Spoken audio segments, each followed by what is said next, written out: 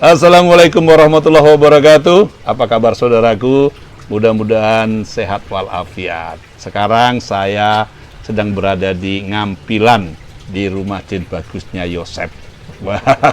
Beliau ini dulu teman saya kuliah di ISI, tapi beliau jurusan musik. Nah, dan ada satu hal yang menarik dari Mas Yosep ini, beliau memakai krek.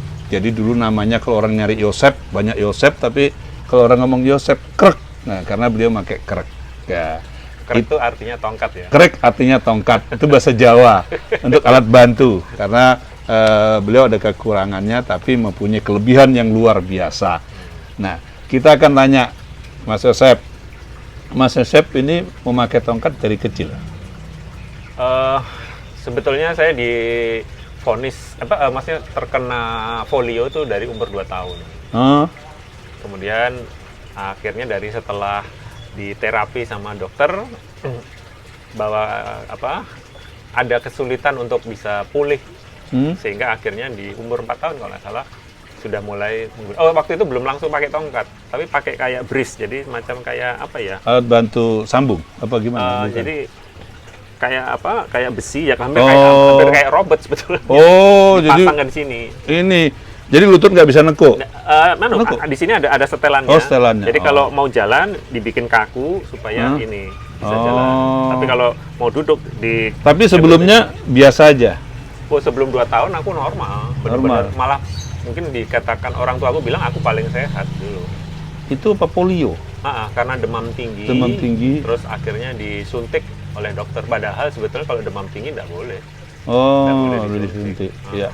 Itu untuk pelajaran juga untuk saudaraku yang punya anak kecil. Kalau punya polio, ya harus diperhatikan, konsultasi dulu yang benar. Ya, gitu. Terus divonis Mas Yosep punya musik, talenta musik. Itu jadi hambatan nggak, Mas? Kalau di musiknya sendiri, mulai kapan tuh? Itu sejak apa ya? Mungkin, SMP. Iya. Sejak SMP. Oke. Saya baru ingat.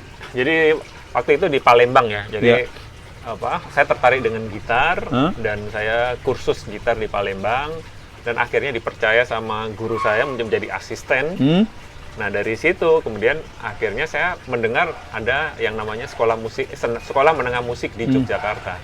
Akhirnya saya memutuskan berangkat sendiri dari Palembang ke Jogja.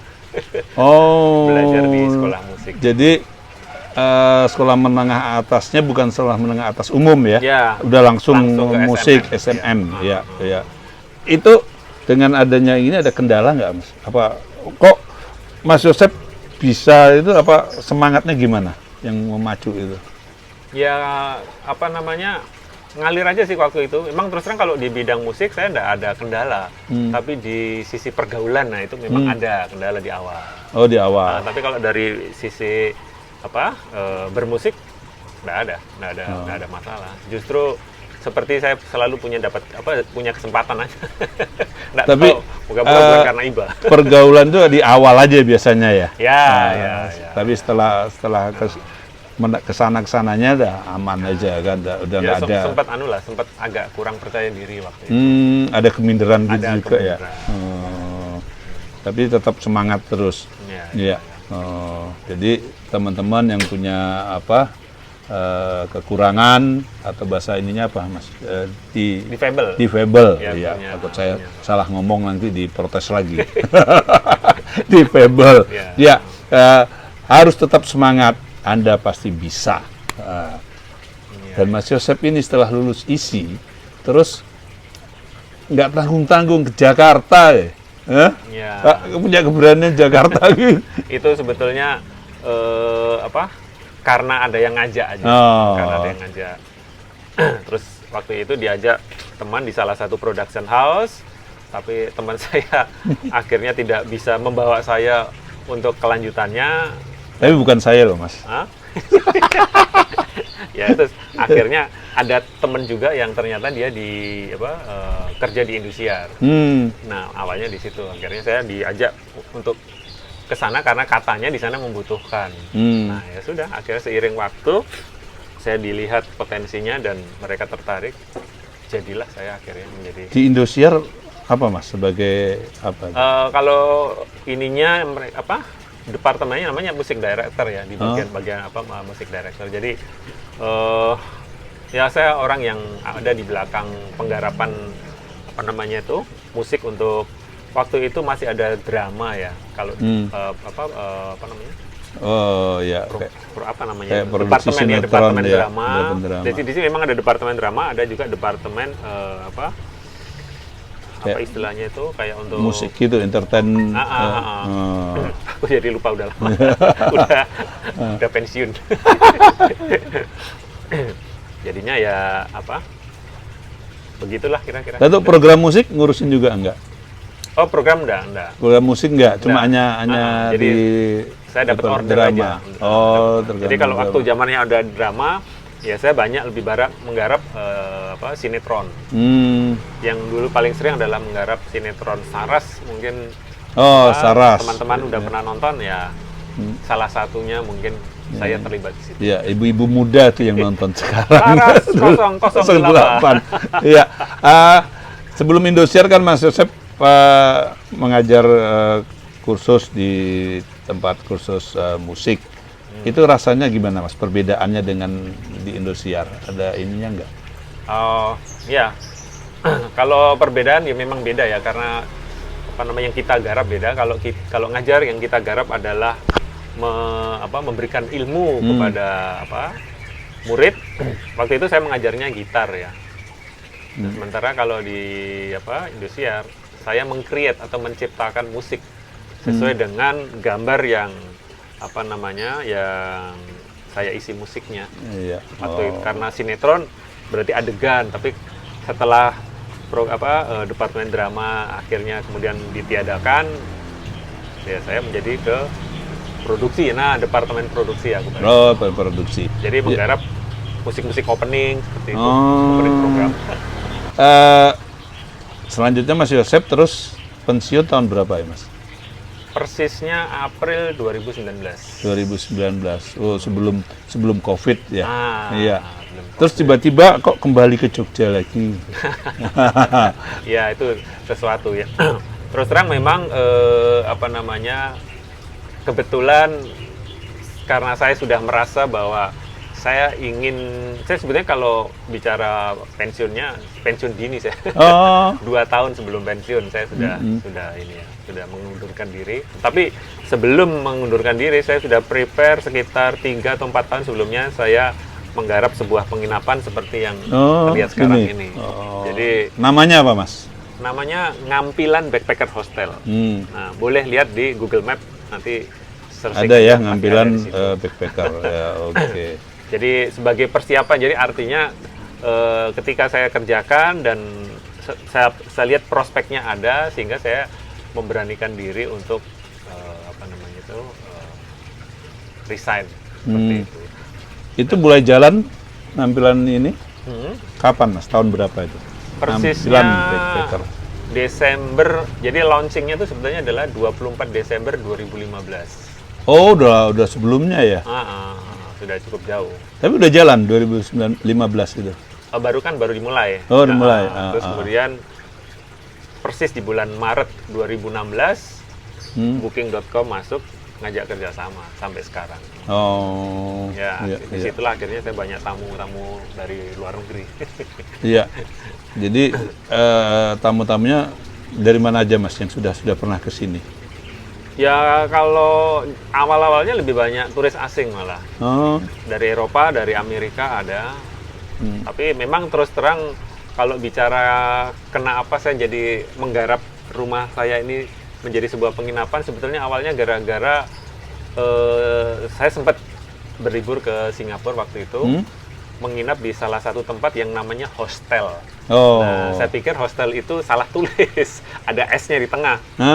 Tapi ternyata waktu saya ngobrol dengan ownernya, memang tipenya seperti ini kalau hostel, bahwa di dalam satu kamar ada beberapa tempat tidur, jadi sharing dengan tamu lain. Nah, belum tentu kenal ya? Belum tentu kenal. Belum tentu kenal. Kebetulan waktu itu teman-teman saya dari Filipina. Nah, terus akhirnya begitu pulang ke lagi ke sini, dan kebetulan juga saya tuh dapat email dari Airbnb. Mungkin pernah dengar Airbnb. Jadi Airbnb sebetulnya adalah platform seperti Traveloka, tapi dari Amerika. Nah, dia memberikan saya saran kalau rumahmu pengen dijadikan penginapan, silahkan di ini. Jadi belum saya garap apa-apa, cuman saya foto-foto aja. Itu pun dalam waktu 2 bulan kemudian saya dapat tamu. Cuman saya nggak berani terima karena waktu itu yang jaga keponakanku nggak bisa bahasa Inggris. Ya udah. Itu price-nya, harganya antara tamu asing dengan tamu Indonesia? Otomatis sama. Karena kalau aplikasi nggak bisa membedakan. Nggak bisa, ya. Tapi ketika tamu itu datang langsung ya juga ya sama. Sama. Nggak beda. Jadi harga aplikasi sama harga langsung sama juga. Oke, tadi pertanyaan tadi kenapa akhirnya saya kesini? Iya, betul. Oke, jadi kebetulan